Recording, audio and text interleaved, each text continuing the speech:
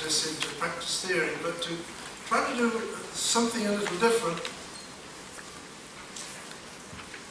I tend to think of theorists in one world and practitioners in another, therefore theorizing in one world and just practice in the other, and whichever direction of travel you see between the two, I don't like the idea of the separation. What I want to do is to bring theorizing into practice.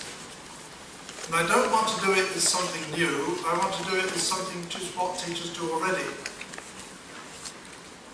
It requires, I think, a reinterpretation of what we mean by theorizing, and I'll get to that later. But I think that's the most important point I want to make, that I think teachers and learners theorize all the time in their practice, and I want to include learners as practitioners of learning, just as we've come used to thinking of teachers as practitioners of teaching.